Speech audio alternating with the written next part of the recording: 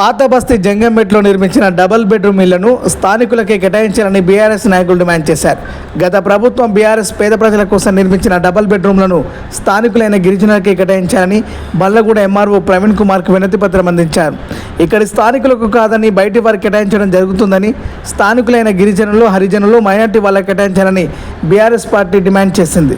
Congress party పూర్తిగా పేద ప్రజలను పట్టించుకోవడం లేదని ఆరోపించారు. రాబోయే ఎన్నికల్లో మళ్లీ వచ్చేది బీఆర్ఎస్ ప్రభుత్వమేనని, అప్పుడు ప్రజలందరికీ న్యాయం చేస్తామని తెలిపారు. ఈ కార్యక్రమంలో Falaknuma BRS contested corporator Giridhar Nayak, Uppuguda division BRS senior నాయకులు ఆకుల శ్రీనివాస్ తదితరులు పాల్గొన్నారు. మన బళ్ళాగూడ ఎంఆర్ఓ గారికి కలిసి ప్రభుత్వం నిర్మించిన డబుల్ బెడ్రూమ్ ఇళ్లలో పేద గిరిజన మహిళలకు, అలాగే వితంతువులకు, వికలాంగులకు అవకాశం కల్పించాలని చెప్పేసి ఎంఆర్ఓ గారికి రిప్రజెంటేషన్ ఇవ్వడం జరిగింది. కేవలం ఈ ప్రభుత్వం నచ్చినోళ్ళకి నజరానా ఇచ్చినట్టుగా వాళ్ళ బంధువులకు, వాళ్ళ కాంగ్రెస్ పార్టీ కార్యకర్తలకు వాళ్ళకే ఇళ్ళని కేటాయిస్తూ అసలైన అర్హులని వాళ్ళు ఖచ్చితంగా నిర్లక్ష్యానికి గురి చేస్తూ ఉన్నారు. ఈరోజు పేద గిరిజన మహిళలు ఇళ్ల కిరాయిలు కట్టలేక తీవ్ర మనోవేదనకి గురై చితికల పడుతున్న వాళ్ళ పరిస్థితిని చూడలేక ఈరోజు బీఆర్ఎస్ పార్టీ పక్షాన వాళ్ళని తీసుకొచ్చి ఈడ ఎంఆర్ఓ గారిని రిప్రజెంటేషన్ అందించడం జరిగింది. జంగంపేట్ డివిజన్లో చంద్రన్గుట్ట నియోజకవర్గంలో 270 ఇళ్లని కట్టడం జరిగింది. గత కేసీఆర్ ప్రభుత్వంలో 30 కోట్ల రూపాయలు వెచ్చించి 270 ఇళ్లని నిర్మిస్తే ఈ రోజు వరకు కాంగ్రెస్ ప్రభుత్వం వాటిని పేద ప్రజలకు కేటాయించకుండా నిర్లక్ష్యానికి గురి చేస్తూ ఈరోజు పేదలకు ఆ ఇళ్ళు అందకుండా మరి ఇక్కడ ఉన్న కాంగ్రెస్ నాయకులు, కాంగ్రెస్ మంత్రి గారు ఖచ్చితంగా వాటిని నిర్లక్ష్యం చేయడం ద్వారా పేదలు నష్టపోయే ప్రమాదం ఉన్నది. ఈరోజు హైదరాబాద్లో ఒక్కొక్క ఇంటి కిరాయ 8 నుంచి 10,000 కట్టాలంటే కనీసం వాళ్ళు 10,000 పని కూడా చేయలేని పరిస్థితిలో ఉన్న పేదలు 10,000 రూపాయలు రెంట్ ఎట్లా కట్టాలి, వాళ్ళ పిల్లల్ని ఎట్లా చూసుకోవాలి, వాళ్ళ భర్తలని, వాళ్ళ నెల ఖర్చులు ఎట్లా భరించాలని చెప్పేసి ఈరోజు ప్రభుత్వాన్ని డిమాండ్ చేస్తా ఉన్నాను. ఖచ్చితంగా రేవంత్ రెడ్డి గారు, జిల్లా మంత్రి పొన్నం ప్రభాకర్ గారు మీరు ఖచ్చితంగా ఈ విషయంపై దృష్టి సారించి వెంటనే గత ఒక వారం రోజుల్లో పేద గిరిజన మహిళలకు, బీసీలకు, ఎస్సీలకు వాళ్ళందరికీ సబ్బండ వర్గాల ప్రజలు అసలైన అర్హులు ఎవరైతే ఉన్నారో వాళ్ళని ఖచ్చితంగా మీరు గుర్తించి డబుల్ బెడ్రూమ్ ఇళ్లలో వాళ్ళకి అవకాశం కల్పిస్తూ వాళ్ళకి పట్టా సర్టిఫికేట్లు ఇవ్వాలని చెప్పేసి మేము ఈరోజు ఇక్కడ నుంచి డిమాండ్ చేస్తూ ఉన్నాం.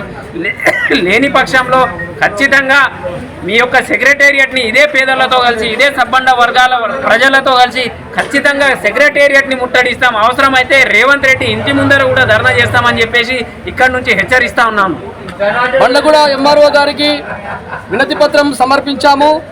మరి గత కేసీఆర్ గారి ప్రభుత్వం పేద సబండ వర్గాల ఆత్మగౌరవ కోసం మరి ఈ డబుల్ బెడ్రూమ్ ఇండ్లు కేటాయించిన ఇండ్లను మరి ఇప్పుడు వచ్చినటువంటి కాంగ్రెస్ ప్రభుత్వం పేద గిరిజనుల ఓట్లు కావాలి కానీ, మరి పేద గిరిజనుల, హరిజనుల ఓట్లు కావాలి కానీ వాళ్ళ సంక్షేమము ఈ కాంగ్రెస్ ప్రభుత్వానికి పట్టింపు లేదు.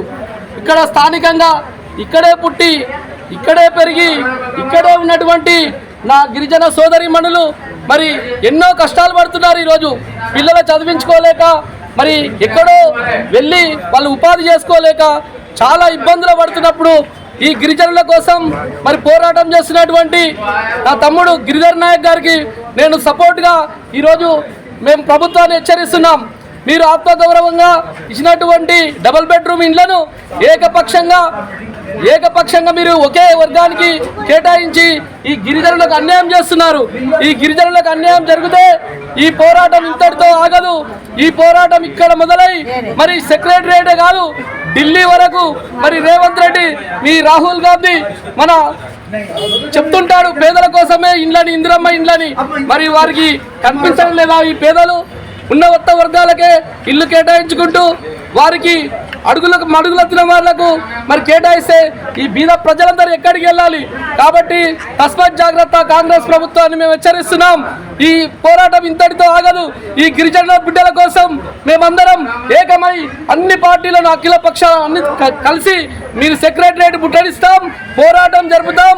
గిరిజనుల కోసం, హరిజనుల కోసం ఈ బీఆర్ఎస్ కార్యకర్త ఉద్యమాలు చేసి మరి అర్హులైన గిరిజనులకు ఇల్లు కేటాయించే వరకు పోరాటం చేస్తామని తెలియజేస్తాం. జై తెలంగాణ, జై బీఆర్ఎస్.